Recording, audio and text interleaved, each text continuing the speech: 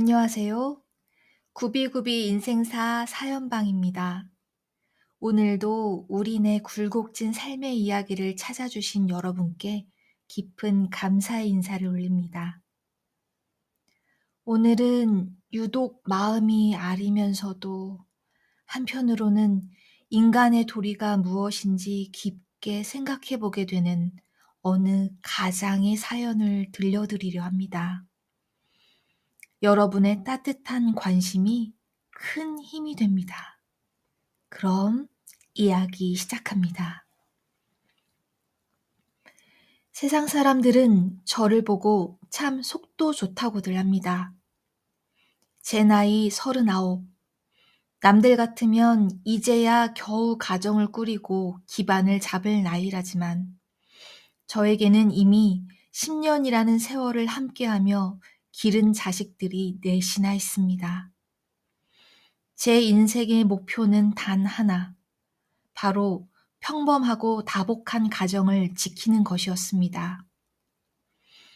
제가 어릴 적 부모님의 이혼으로 친척집을 전전하며 눈칫밥을 먹고 자랐기에 내 아이들에게만큼은 절대로 그 시리고 외로운 공기를 물려주지 않겠다고 수천 번도 넘게 다짐했거든요. 아내 수연이를 만난 건 제가 전역한 직후인 26 무렵이었습니다.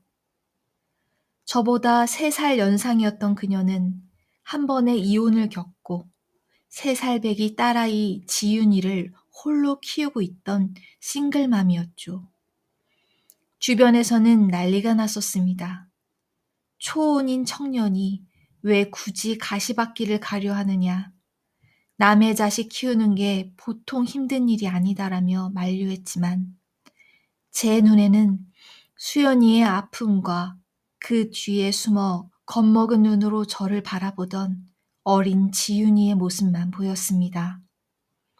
마치 어릴 적 제 거울을 보는 것 같아 그 아이를 외면할 수가 없었지요.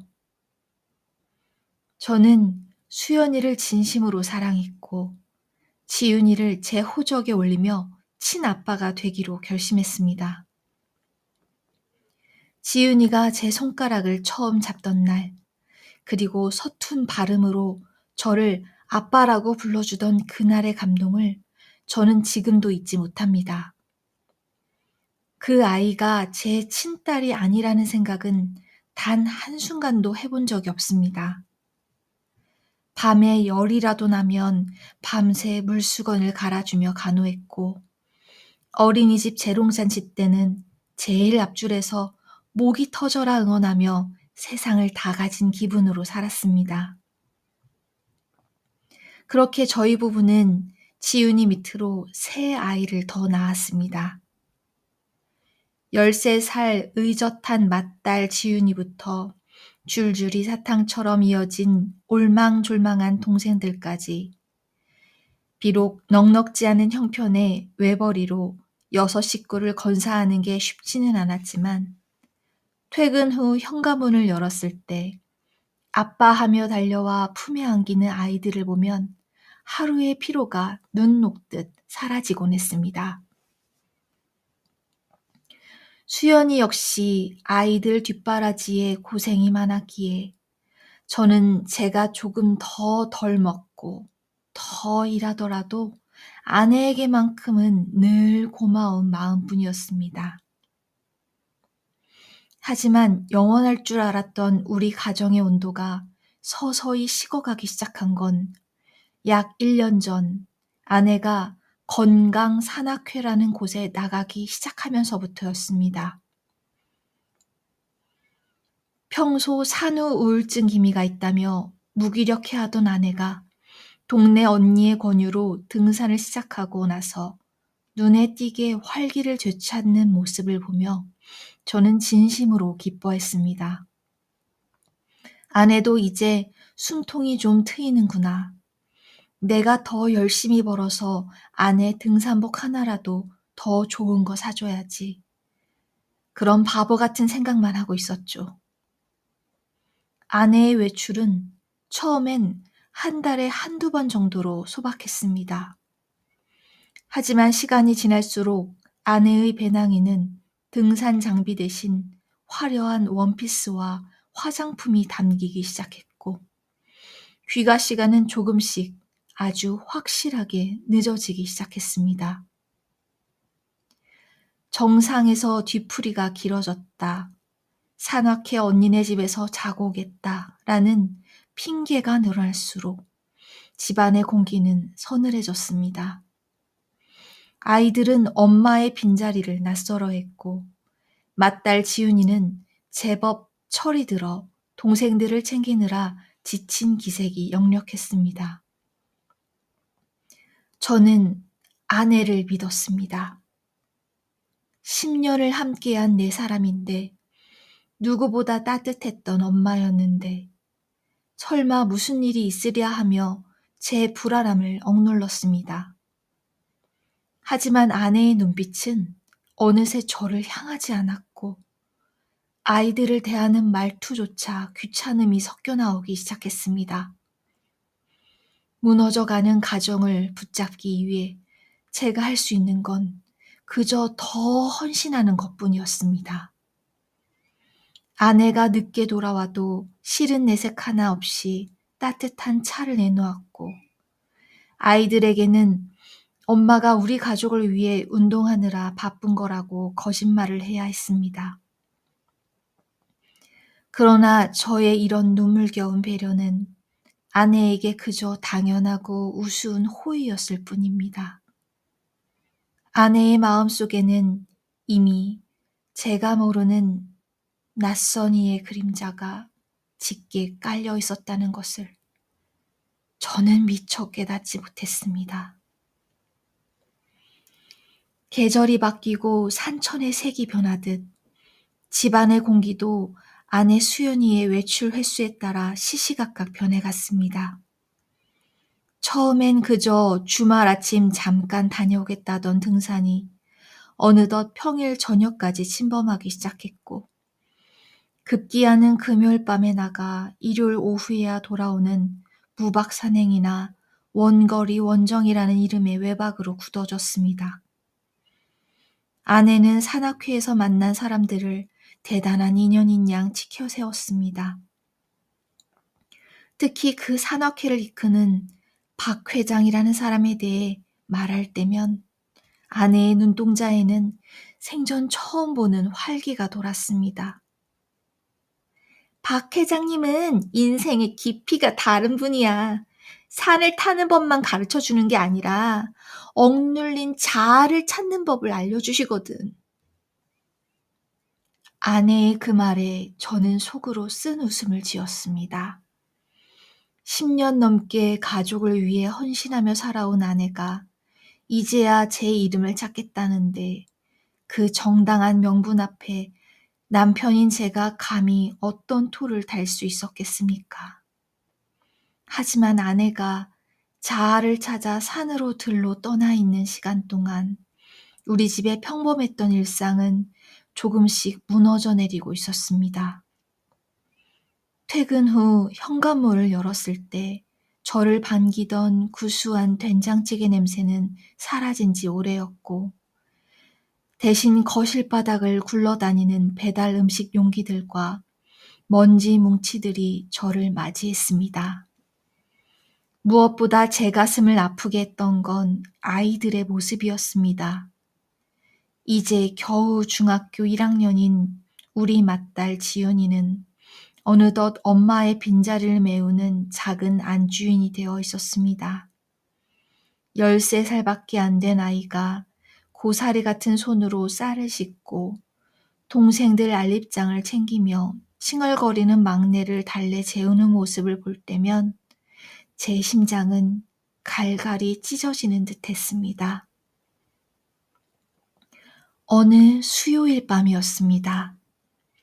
평일인데도 산악회 정기 모임이라며 나간 아내는 밤 11시가 넘도록 소식이 없었습니다.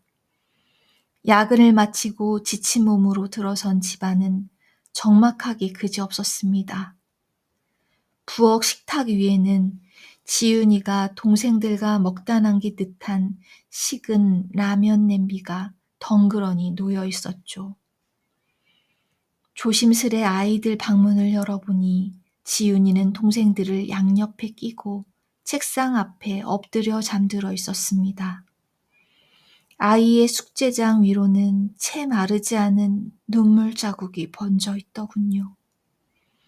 그 모습을 보는 순간 저 밑바닥에서부터 뜨거운 무언가가 울컥 치밀어 올랐습니다. 여보, 이건 아니잖아. 아무리 운동이 좋아도 애들은 챙겨야지. 저는 마음을 가다듬고 아내에게 전화를 걸었지만 돌아오는 건 지금은 전화를 받을 수 없다는 차가운 기계음뿐이었습니다. 새벽 1시가 다 되어서야 현관문 도어락 소리가 들렸습니다. 아내는 등산복 차림이었지만 산행을 다녀온 사람 특유의 땀 냄새 대신 진한 향수 냄새와 술 냄새를 풍기며 들어왔습니다.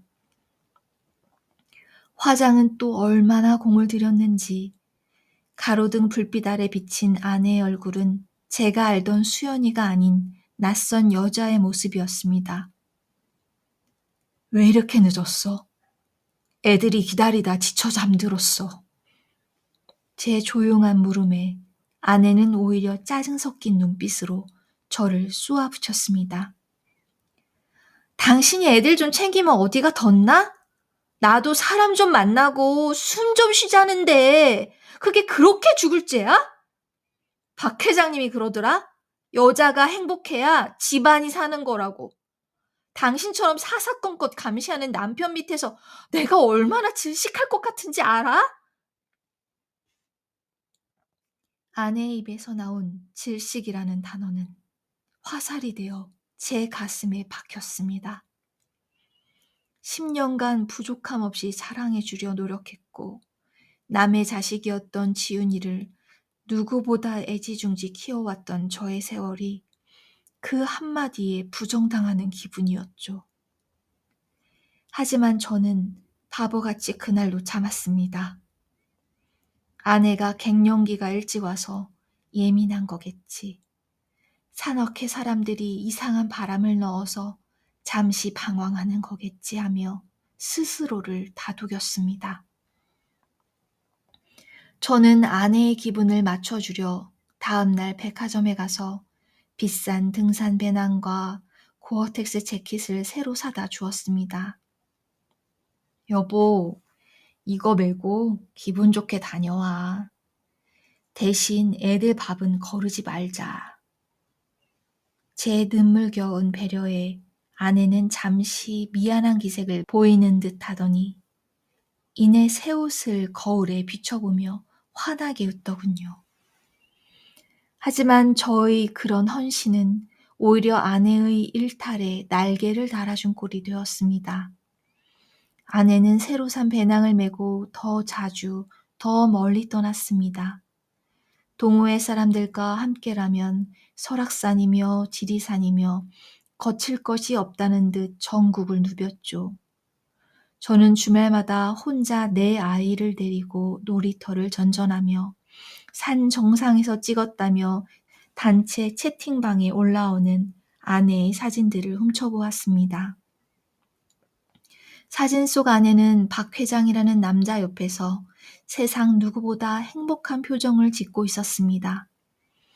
두 사람의 어깨가 묘하게 밀착되어 있다는 느낌을 받았지만 저는 설마 하는 마음으로 눈을 감았습니다. 그 설마라는 믿음이 우리 가정의 근간을 뿌리채 뒤흔들 거대한 폭풍의 전조였다는 사실을 둔한 저는 그때까지도 깨닫지 못하고 있었습니다. 그날은 아내가 강원도 정선의 어느 이름 모를 험산을 넘겠다며 1박 2일 일정으로 집을 나선 토요일 오후였습니다. 유난히도 먹구름이 낮게 깔린 하늘을 보며 저는 왠지 모를 불안감에 아내의 옷소매를 붙잡았습니다. 여보, 오늘 비 소식도 있는데 그냥 다음에 가면 안 될까? 당신 요즘 너무 무리하는 것 같아. 하지만 수연이는 제 손을 매몰차게 뿌리치며 산악회 버스가 기다린다며 서둘러 집을 나섰습니다. 현관문이 닫히는 소리가 평소보다 유난히 무겁게 울려 퍼졌고 저는 텅 빈 거실에 아이들 넷과 남겨졌습니다. 불행은 늘 예고 없이 가장 약한 곳을 파고드는 법이지요. 새벽 2시쯤이었을까요? 막내 서윤이가 꺽꺽대는 소리에 소스라치게 놀라 잠에서 깼습니다. 아이를 안아 올리는 순간 제 손바닥을 타고 전해지는 열기는 흡사 타오르는 불덩이 같았습니다. 식은땀을 흘리며 가쁜 숨을 몰아쉬는 아이의 눈동자가 힘없이 위로 풀리는 것을 보며 제 심장은 바닥으로 곤두박질 쳤습니다. 서윤아! 서윤아! 정신 차려봐! 당황한 제 목소리에 옆방에서 자던 지윤이가 눈을 비비며 달려왔습니다. 13살 어린 딸아이의 얼굴에도 공포가 서렸지만 지윤이는 제 손을 꽉 잡으며 침착하게 말했습니다. 아빠, 일단 엄마한테 전화해봐요. 내가 물수건 가져올게요. 떨리는 손으로 아내의 번호를 눌렀습니다. 하지만 수화기 너머로 들려오는 건 고객님의 전원이 꺼져 있다는 무미건조한 안내 멘트뿐이었습니다. 다시 걸고 또 걸어도 아내의 전화기는 묵묵부답이었습니다. 산속이라 신호가 안 잡히는 건지 의도적으로 꺼둔 건지 알 길은 없었지만 그 순간만큼은 아내의 부재가 세상 그 무엇보다 거대하고 잔인한 벽처럼 느껴졌습니다. 밖에는 기다렸다는 듯 장대비가 쏟아지기 시작했습니다. 저는 열이 펄펄 끓는 서윤이를 걷사기로 싸매고 비틀거리는 걸음으로 현관을 나섰습니다. 뒤따라온 지윤이가 제 옷자락을 잡으며 울먹이더군요. 아빠, 내가 동생들 보고 있을 테니까 조심해서 다녀오세요. 엄마는 왜 전화를 안 받을까요? 딸아이의 그 질문에 저는 아무 대답도 할 수 없었습니다. 그저 빗줄기를 뚫고 정신없이 차를 몰아 응급실로 향할 뿐이었습니다. 하얗게 밤을 지새운 병원 복도에서 저는 몇 번이나 휴대전화를 확인했습니다. 아내에게서 온 연락은 단 한 통도 없었습니다. 아이가 고비를 넘기고 겨우 안정을 되찾았을 무렵 창밖으로 희뿌연 새벽달이 떠올랐습니다. 그 차가운 달빛을 보며 저는 문득 깨달았습니다.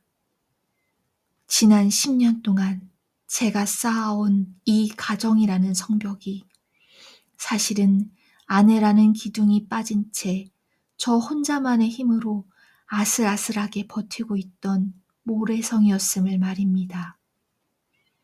아내가 말하던 자아와 행복 속에는 고통받는 아이와 절규하는 남편의 자리는 단 한 뼘도 남아있지 않았던 것입니다. 다음 날 해가 중천에 떴을 무렵에야 아내는 아무 일도 없었다는 듯 집으로 돌아왔습니다. 현관을 들어서는 아내의 얼굴은 어찌나 맑고 화사한지 밤새 응급실에서 찌든 제 모습과는 극명한 대조를 이루었습니다. 아내는 거실에 누워있는 서윤이를 보고는 잠시 당황하는 듯 하더니 이내 제 눈치를 보며 뻔뻔하게 말했습니다. 애가 좀 아픈가 보네. 당신이 잘 챙겼지? 산속이라 배터리도 나가고 신호가 전혀 안 잡히더라고. 박 회장님이랑 산악회 분들이랑 하도 험한 길을 타서 정신이 하나도 없었어. 미안하다는 말 한마디보다 본인의 알리바이를 먼저 내세우는 아내의 입술을 보며 저는 참아왔던 분노가 머리 끝까지 치밀어 올랐습니다. 당신 제정신이야? 애가 열성경련으로 숨이 넘어가는데 당신은 산악회 사람들이랑 웃고 떠들며 산을 탔단 말이야? 어떻게 엄마란 사람이 이럴 수 있어? 제 외침에도 아내는 눈 하나 깜빡하지 않았습니다. 오히려 당신이 애를 어떻게 받길래 애가 이 지경이 돼? 나도 오랜만에 큰맘 먹고 나간 건데 꼭 이렇게 찬물을 끼얹어야겠어? 라며 적반하장으로 나왔습니다. 그 순간 저는 아내의 배낭 옆으로 떨어진 작은 영수증 한 장을 발견했습니다.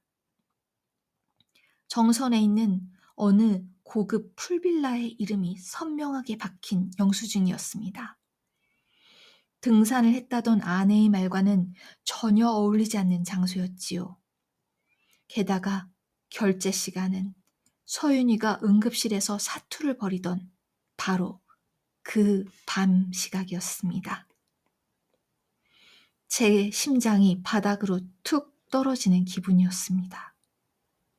아내가 숨쉬고 싶다며 찾아 나선 그 자아의 실체가 사실은 우리 가족을 기만하고 다른 누군가와 즐기는 쾌락의 시간이었다는 의심이 확신으로 변하는 순간이었습니다. 저는 떨리는 손으로 그 영수증을 움켜쥐었습니다. 10년의 신뢰가 단 한 장의 종이 조각 앞에서 무참히 부서져 내리는 소리가 귓가를 때렸습니다. 아내는 여전히 거울을 보며 헝클어진 머리를 매만지고 있었고, 저는 그런 아내의 뒷모습에서 낯설고도 소름 끼치는 괴물의 형상을 보았습니다. 손에 들고 있던 풀빌라 영수증이 땀에 젖어 눅눅하게 변해갔지만 제 가슴 속에서 타오르는 불길은 도무지 꺼질 줄을 몰랐습니다. 아내는 여전히 거울 앞에서 자신의 흐트러진 매무새만 살피고 있었고 그 모습이 마치 낯선 타인처럼 느껴져 온몸에 소름이 돋았습니다. 10년이라는 세월 동안 저는 이 여자의 모든 것을 알고 있다고 믿었습니다. 그녀의 사소한 습관 하나, 좋아하는 반찬 한 가지, 심지어 잠결에 내뱉는 작은 숨소리까지도 말입니다. 하지만 그날 제 앞에 서 있는 수연이는 제가 알던 그 따뜻하고 자상했던 아이들의 엄마가 아니었습니다. 그날 밤 아내가 깊은 잠에 빠져든 것을 확인한 뒤 저는 아내의 등산 가방을 다시 열었습니다. 아까 본 영수증 외에 무언가 더 있을 것 같다는 불길한 예감이 저를 지배했거든요. 배낭 깊숙한 곳, 등산 장비와 여벌옷들 사이에 숨겨진 작은 파우치 하나가 손에 잡혔습니다. 지퍼를 열자 그 안에서 나온 것은 제가 한 번도 본 적 없는 최신형 스마트폰이었습니다. 제 손이 사시나무 떨듯 떨려왔습니다. 비밀번호도 걸려있지 않은 그 화면을 켜자마자 쏟아져 나오는 대화 내용들은 제 영혼을 갈기갈기 찢어놓기에 충분했습니다. 그 안에는 아내가 그토록 칭송하던 박 회장이라던 남자와 나눈 입에 담기조차 민망한 대화들이 가득했습니다. 산행 일정이 아니라 어느 호텔에서 만날지, 어떤 비싼 음식을 먹을지, 논하는 저속한 약속들이 끝없이 이어졌습니다. 자기야, 어제 너무 행복했어. 우리 아기는 누구 닮았을까? 같은 메시지들이 제 망막을 찌를 때마다 저는 숨이 막혀 콕콕 소리를 내야 했습니다. 인간의 탈을 쓰고 어떻게 이럴 수가 있는지. 그 배신감은 분노를 넘어 처참한 허무함으로 다가왔습니다. 10년입니다. 지윤이가 3살 때부터 기저귀를 갈아주고 밤새 열이 나면 등이 업고 병원으로 뛰어가며 키운 게 저입니다. 가난했던 그녀를 구원했고 세상의 모진 시선으로부터 지켜주려 제 청춘을 다 바쳤습니다. 그런데 그녀는 저를 그저 돈 벌어오는 기계, 혹은 자신의 일탈을 도와주는 편리한 운전기사 정도로 여기고 있었던 것입니다. 메시지함 더 깊은 곳에는 임신 테스트기 사진과 산부인과 초음파 사진까지 전송되어 있었습니다. 날짜를 확인하니 이미 8주가 넘은 상태였습니다. 제 아이가 아닌 그 낯선 남자의 아이를 뱃속에 품고도 아내는 저를 보며 웃고 제가 사준 비싼 등산복을 입고 미래를 즐겼던 것입니다. 여러분, 상상이 가십니까? 내가 세상에서 가장 소중히 여겼던 가정이 사실은 썩을 대로 썩어 문드러진 껍데기뿐이었다는 사실을 마주했을 때의 그 참담함을 말입니다. 저는 그 자리에 주저앉아 소리 없는 비명을 질렀습니다. 방 안에서 아무것도 모른 채 잠들어 있을 우리 네 아이의 얼굴이 떠올라 피눈물이 났습니다.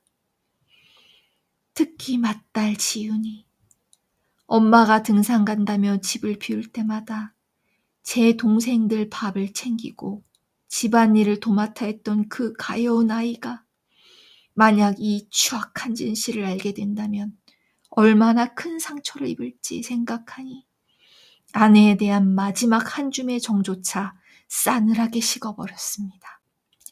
저는 떨리는 손으로 아내의 세컨드 폰에 담긴 모든 증거를 제 휴대전화로 옮기기 시작했습니다. 대화 내용, 사진, 결제 내역 하나하나를 저장하며 저는 스스로에게 맹세했습니다. 이제 더 이상 미련 곰탱이처럼 당하고만 있지는 않겠다고. 내 아이들을 지키기 위해서라면 저 파렴치한 괴물과 기꺼이 지옥 끝까지라도 가서 싸우겠다고 말입니다. 새벽 공기는 차가웠지만 제 심장은 복수라는 이름의 뜨거운 피로 펄떡이고 있었습니다. 아침이 오면 시작될 이 잔인한 전쟁에서 저는 반드시 아이들을 지켜내야만 했습니다.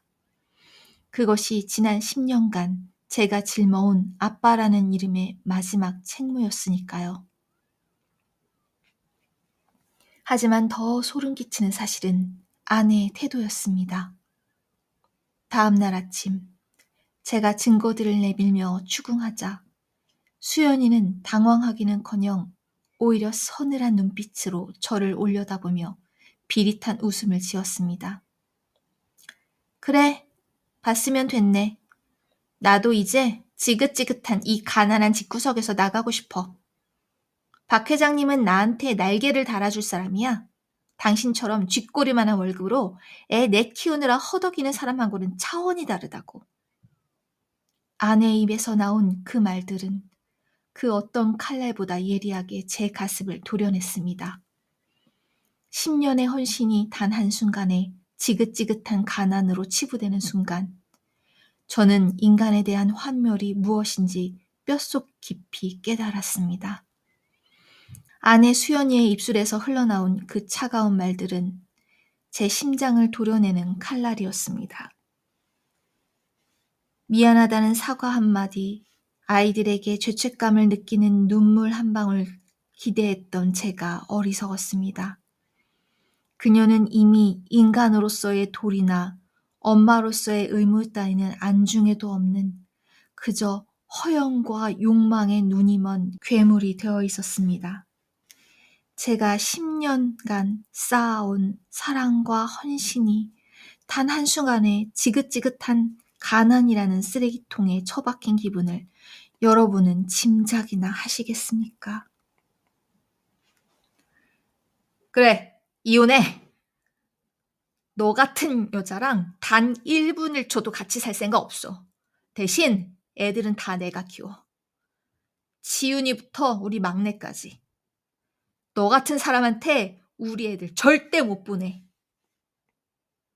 제 외침에 수연이는 비릿한 웃음을 지으며 제 앞으로 바짝 다가왔습니다.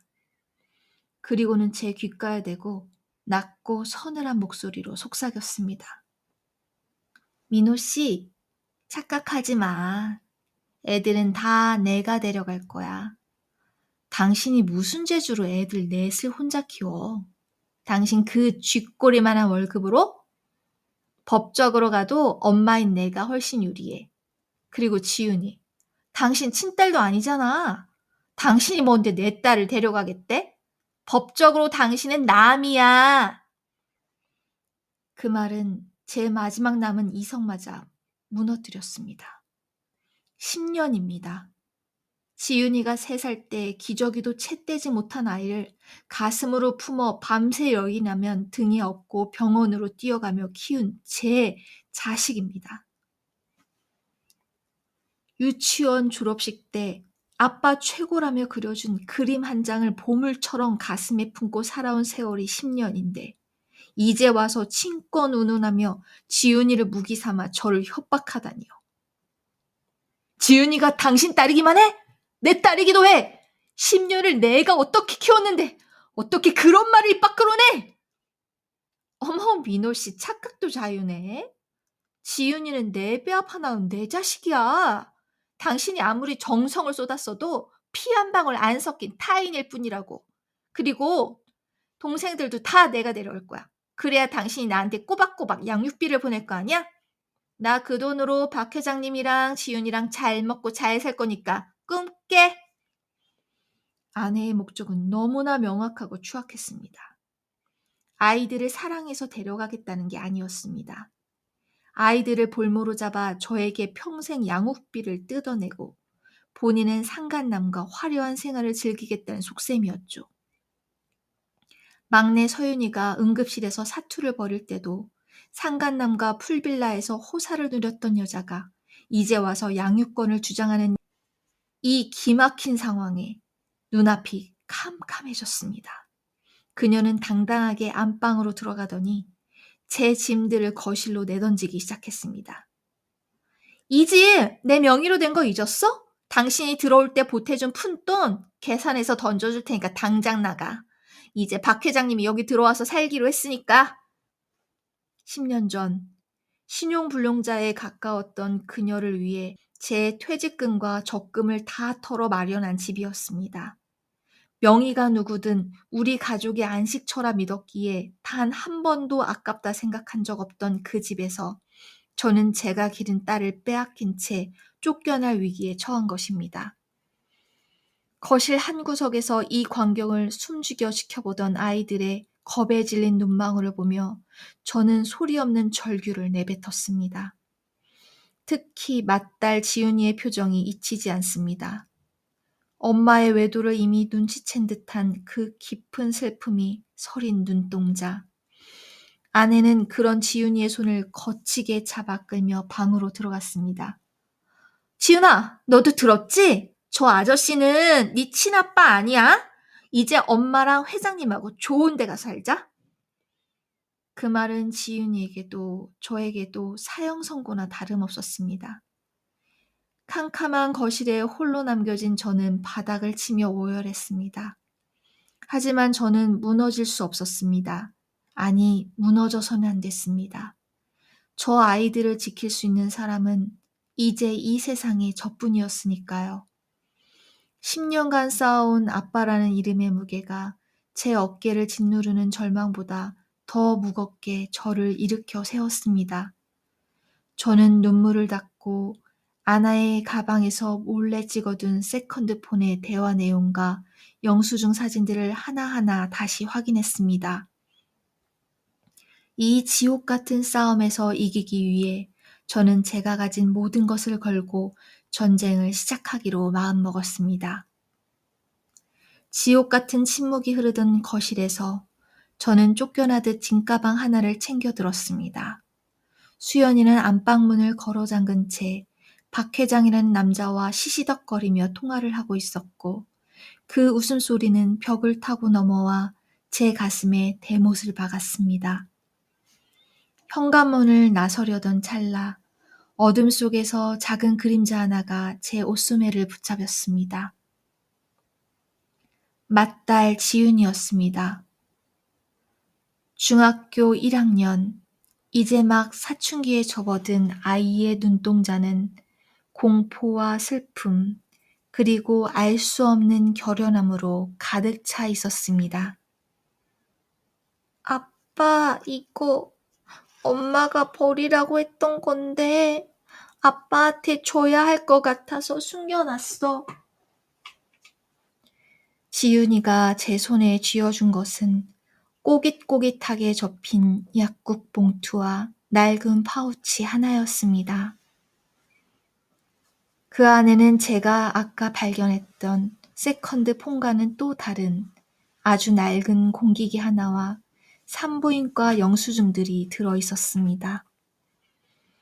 떨리는 손으로 기계를 켜고 내용을 확인하던 저는 그 자리에 주저앉아 입을 틀어막아야 했습니다. 그곳엔 아내가 지윤이를 협박하고 가스라이팅해온 추악한 기록들이 고스란히 담겨 있었기 때문입니다.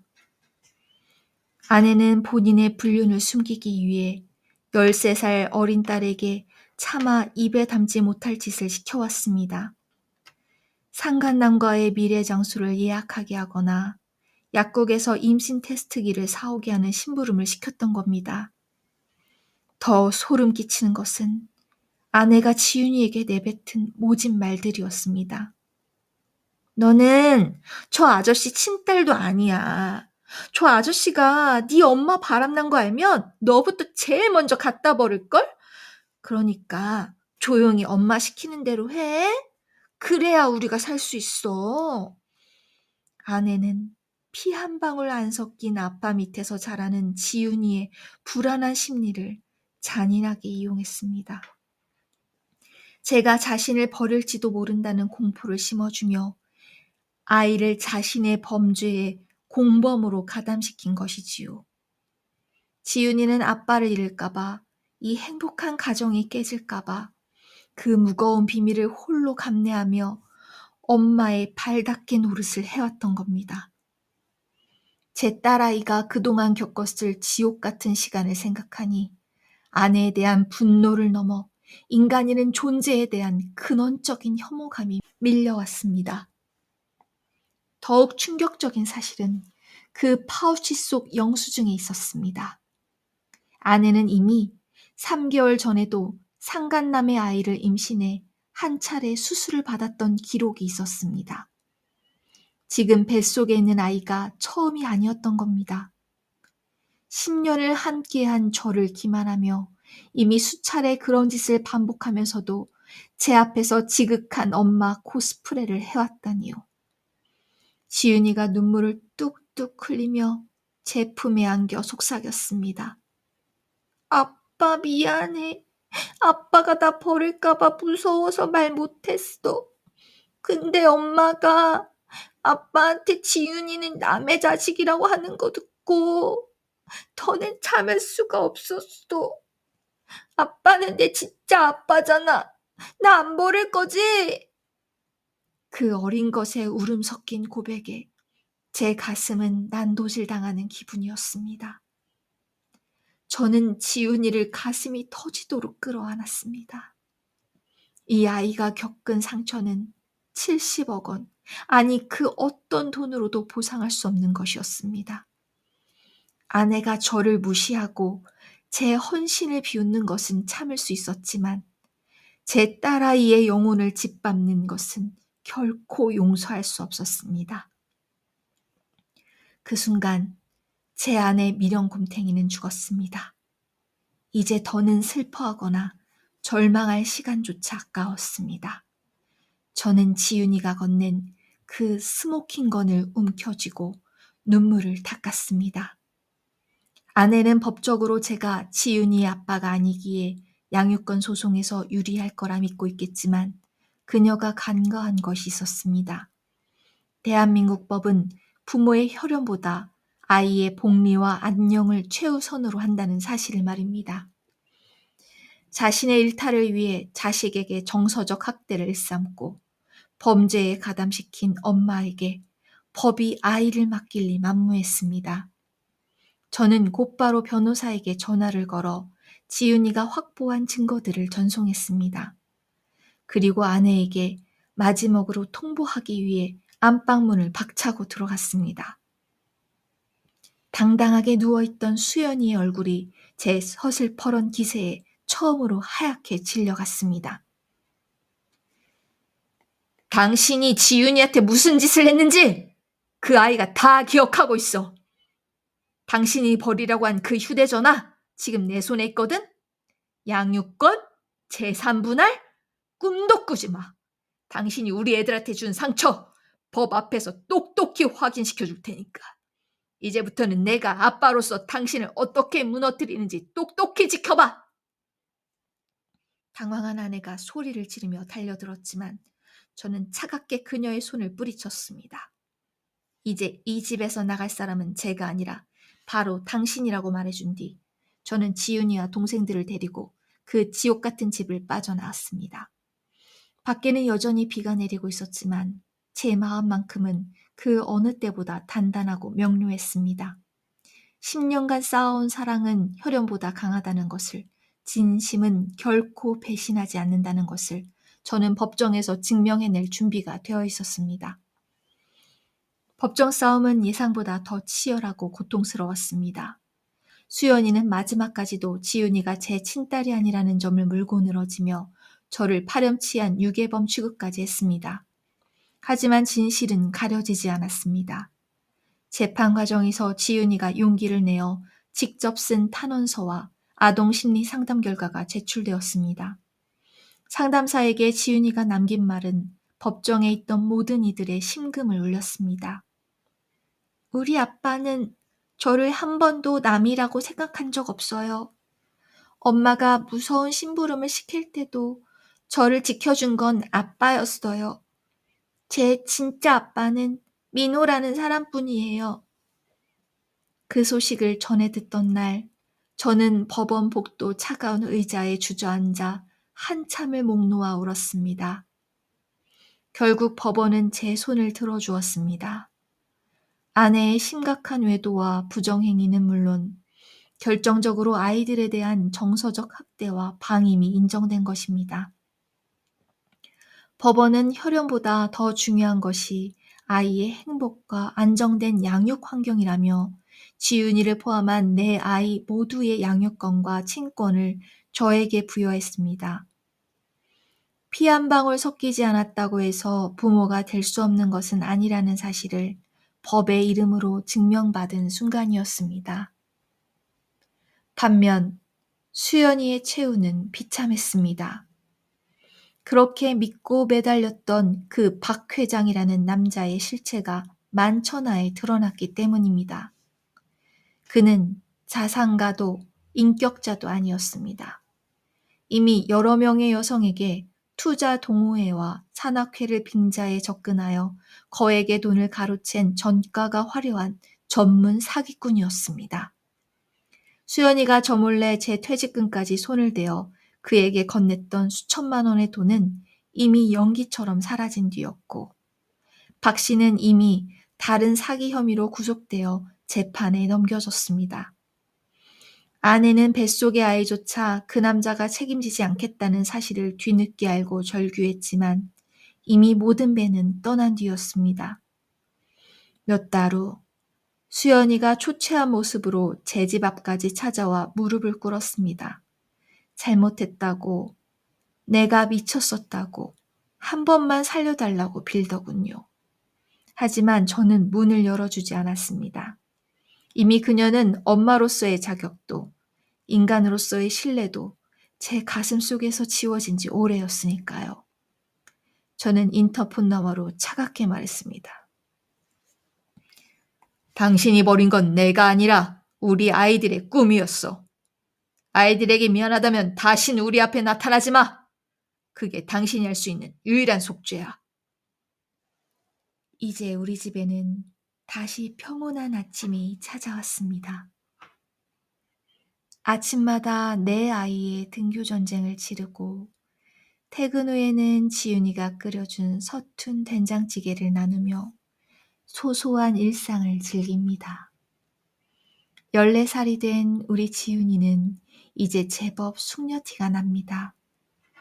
동생들을 살뜰히 챙기며 저를 향해 환하게 웃어주는 지윤이를 볼 때마다 저는 다짐합니다. 이 아이가 세상에서 가장 행복한 딸이 될 수 있도록 제가 평생 든든한 버팀목이 되어주겠다고 말입니다. 피 한 방울 섞이지 않았다고 해서 가족이 아닌 것은 아닙니다. 10년이라는 시간 동안 서로의 아픔을 보듬고 가장 힘든 순간에 손을 맞잡아준 우리 5사람이 진짜 가족이라는 것을 저는 이제 압니다.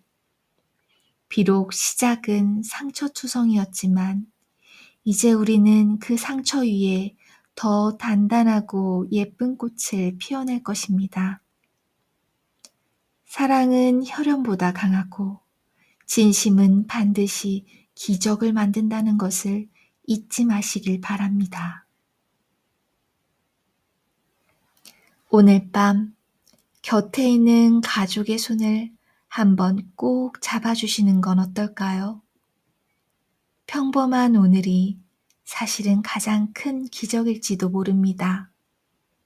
긴 이야기 들어주셔서 진심으로 감사합니다.